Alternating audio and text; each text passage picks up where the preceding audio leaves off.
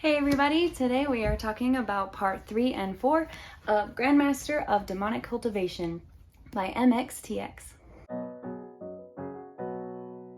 So if you did not watch my video of number 1 and number 2, then you might want to watch that one first because so it makes more sense, right? Or if you've already read these and everything, then just stay right where you are. But let's go ahead and dig in a little bit to number 3, and then we'll talk a little bit about part 4. And then after that, I will get started reading on number 5 so we can finish up this this book, this novel, and figure out the beginning and the end.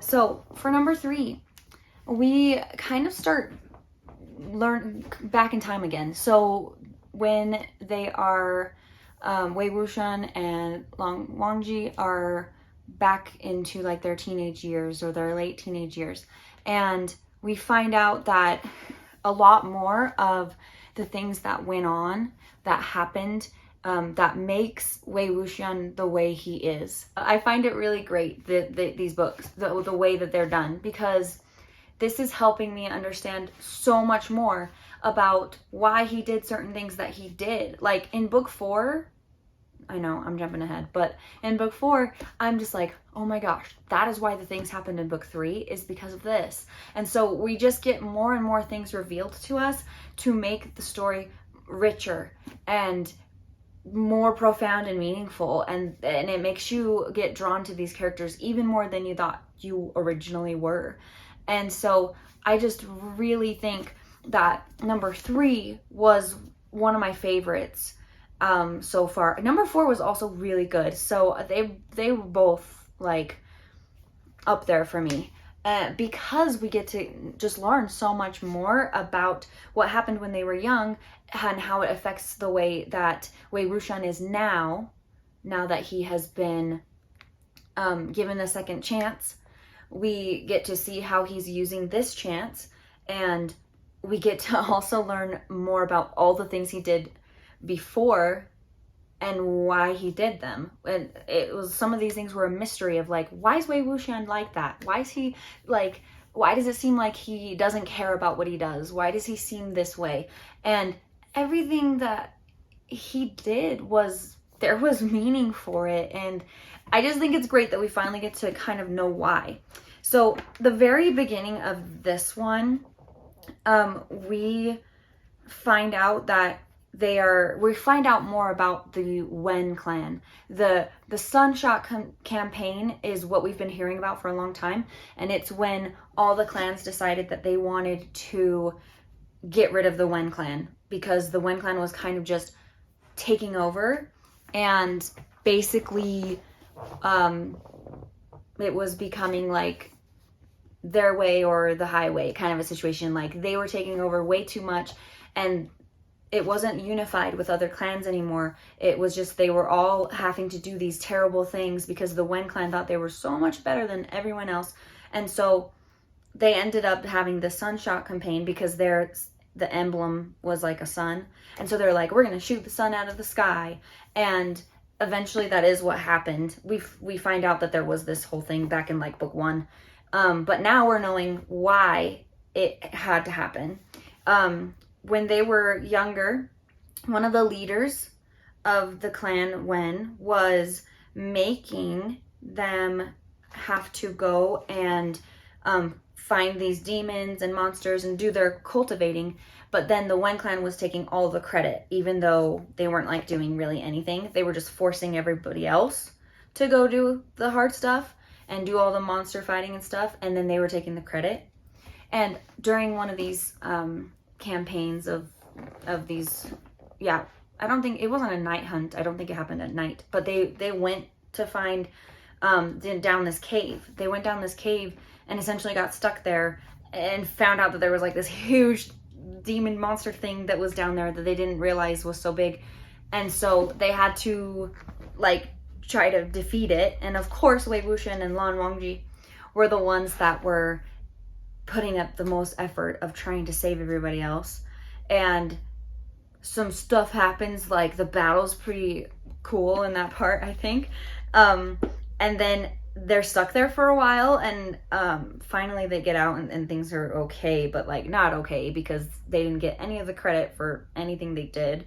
But more things that happen that kind of, I don't want to be too spoilery, but it stays. I thought for maybe this whole book was going to be like when they were young, but it does eventually go back to nowadays from where the last book left off, which the last book left off with like Wei Wuxian being in some serious trouble of like people starting to figure out who he is.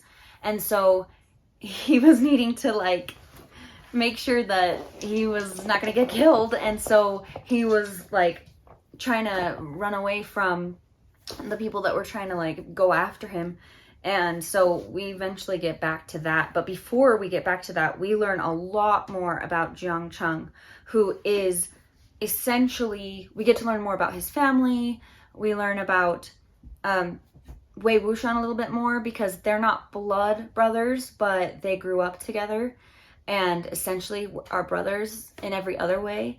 And we get to learn a lot more, because in the first couple books, Jiang Cheng seems so mean and angry all the time about everything, and we don't really know why.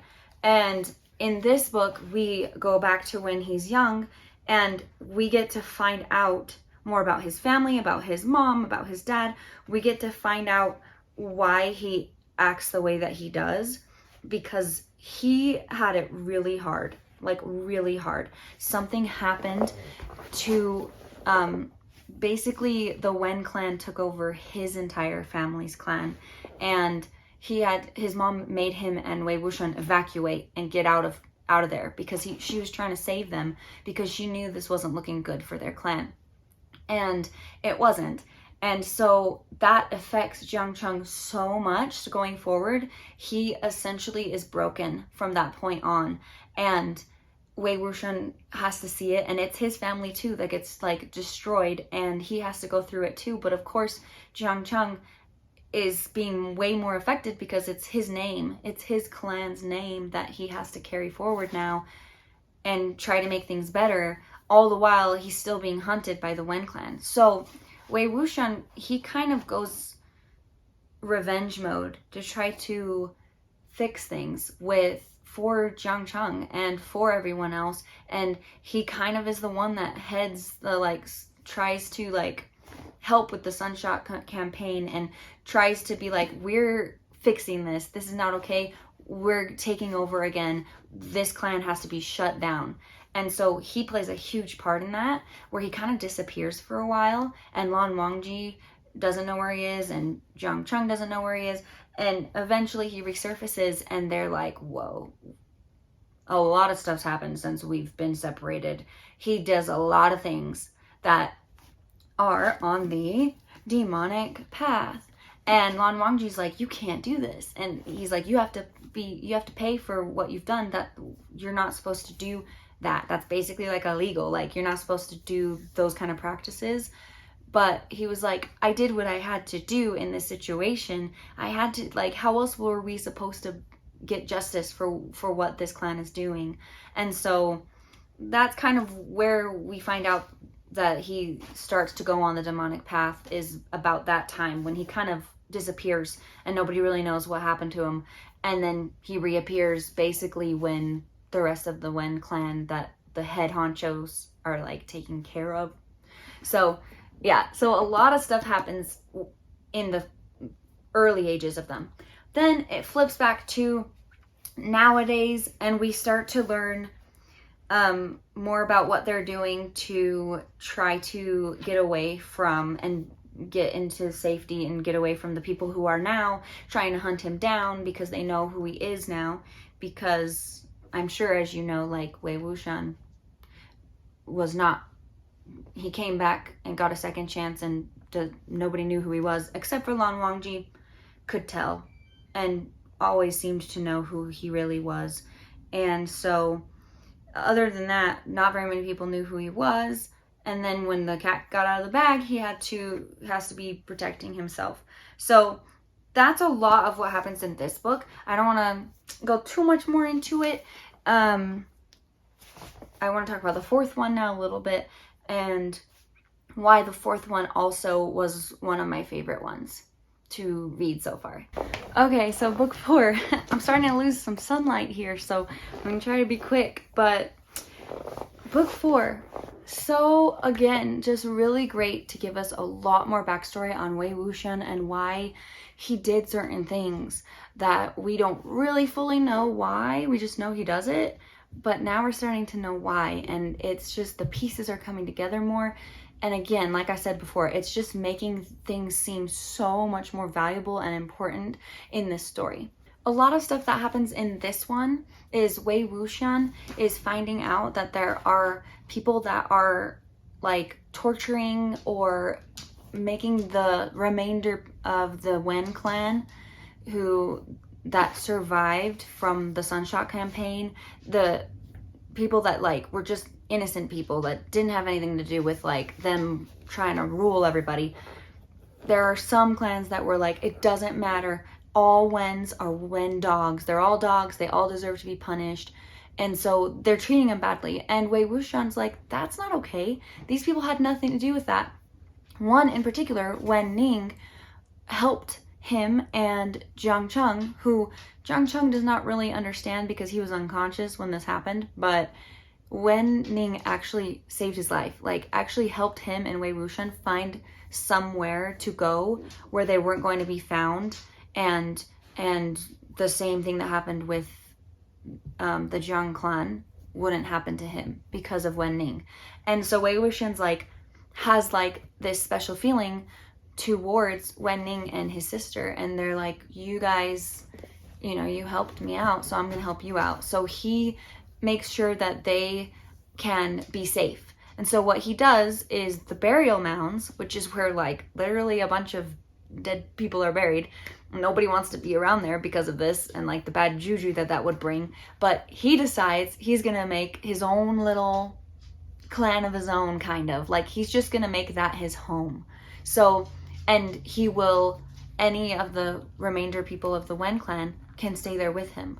So he's kind of having this be like a safe haven for them so that they can be left alone by everyone else, which is like super sweet. He's being really kind to these people, and he's even like suggesting that they start planting crops there, even though it's like a cemetery. But he's like, we need food, right? So he is, and he's also been doing a lot of like demonic cultivation where he's been turning people like into fierce corpses and things like that, but he's keeping them in an area, like a cave area, so that they can be safe and maintained.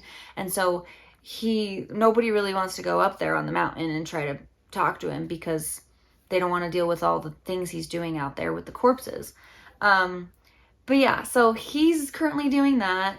And Jiang Cheng has created, you know, he has taken his clan, he's rebuilt it, he is one of the leaders now, and he's doing his own thing. And at some point, he and Wei Wuxian have a falling out. They don't speak anymore, or at least it seems like they don't, so that people can respect Jiang Cheng more if he's not involved with Wei Wuxian. So that happens. And the thing I don't want to spoil happens where we find out why Wei Wuxian has made so many choices that he's made. And one of these choices directly impacts Jiang Cheng, and Jiang Cheng did not know about this. He was never meant to know about this. Wen Ning did know about it, and who is his nickname is the Ghost General, Wen Ning, because he actually is a fierce corpse that Wei Wuxian controls. But he worked with him to where he could make Wen Ning not just controlled by him, but actually like almost like he's human again. So he can actually kind of have his own thoughts again, and actually think, and actually be not just a corpse that is controlled by someone. So it's like Wei Wuxian was working towards being able to do that with lots of fierce corpses, so that they could be used as weapons only if necessary, but they could also have a purpose more than that. And Wen Ning was his friend, so he didn't want him to be gone forever. So that's why he decided he wanted to do this and try to make it so that he could be kind of himself again, even though he's dead. And he was mostly successful with this. And so there were some bumps in the road that we read about in this book. But essentially, basically, when Ning spills the beans because he's getting kind of tired of Jiang Cheng's behavior and the way he's acting about Wei Wuxian, where Wei Wuxian gets hurt, and when Ning spills the beans, like, didn't you know, like, well, you're not supposed to know, but I'm telling you anyway. Wei Wuxian must never know that I'm telling you this because I'm not supposed to tell you, but this happened, and he did this for you. And Jiang Cheng's like, impossible, no. And he's like, why do you think he does this now? Why do you think he does this? And Jiang Cheng's like, he storms away because he's in such disbelief he can't even believe it. And so he leaves, and he's just got this big truth bomb dropped on him that he was not even supposed to know about because Wei Wuxian was trying to do something kind for him without him knowing about it. So I really liked that part because it was just so unexpected where it's like, oh, everything's coming together now. He travels a lot with Wan Longji in this book. Lan Wangji in this book. And I have been told, I always heard that this was kind of like a boy love story where like these two were supposed to be, you know, like loving towards each other, liking each other, caring for each other. And it was always present with Lan Wangji that this was true. Like you could tell that he cared for Wei Wuxian more than, you know, just looking out for him as a friend. But Wei Wuxian kind of was just like, I like girls, you know? And in all these books, there was like none of that going on. So I'm like, what's all this talk about? This is gonna be some like love story, like nothing's happening. We finally get that in this book. And it's heated and it's a lot. And so, sorry, whoops, that was probably a spoiler too. But I'm not going to tell you how, and I'm not going to tell you why, and I'm not going to tell you what happens afterwards. But I will tell you, it's frustrating how this book ends because it's not till like the very last part of this book where we finally see something evolving in their romantic part of their relationship, which just has been so like denied forever until this point. And we finally get something going on where it's like, okay, finally they're being true to themselves about their feelings.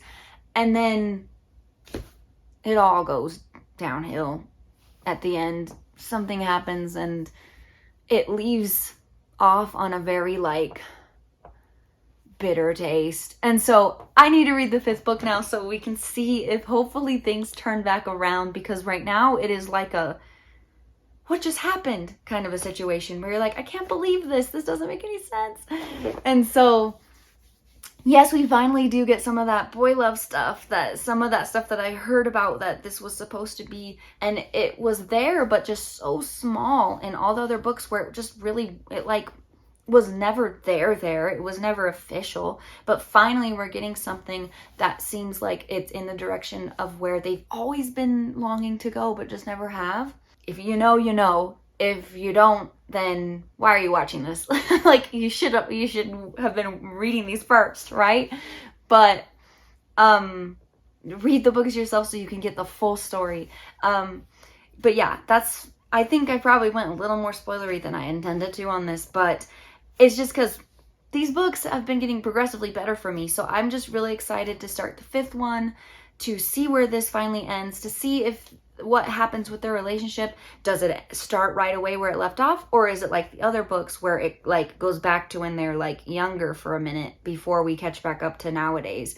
Because that's a trend in a lot of these beginnings of these books. So I'm gonna find out. I'm gonna read that book. I'll do one more final review of that book and my overall thoughts of the whole entire story. Thank you so much if you've gotten this far in the video and watched it. Let me know what you think about these two. Like, are one of these your favorites? Is number 1 and 2 your favorite? Is the 5th one your favorite?